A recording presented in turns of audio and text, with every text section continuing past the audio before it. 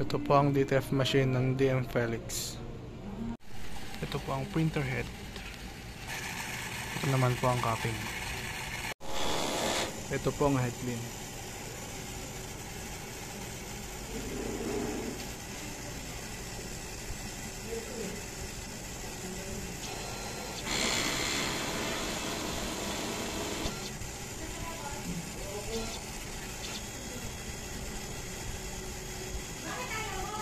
Punas ng wiper after head clean.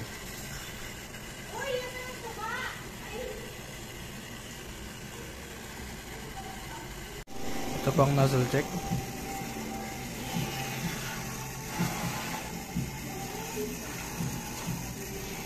Ito po ang waste ng kakadispose lang po nung Thursday. Ito naman po ang AVR. Ito po ang consumables. Ito po ang detail powder in use at unused. Ito naman po ang film.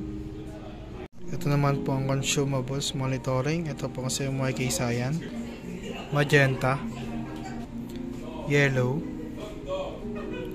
at black. Ito naman po ang sa white, sa film, sa powder at sa cleaning solution. Ito naman po ang printer daily checklist.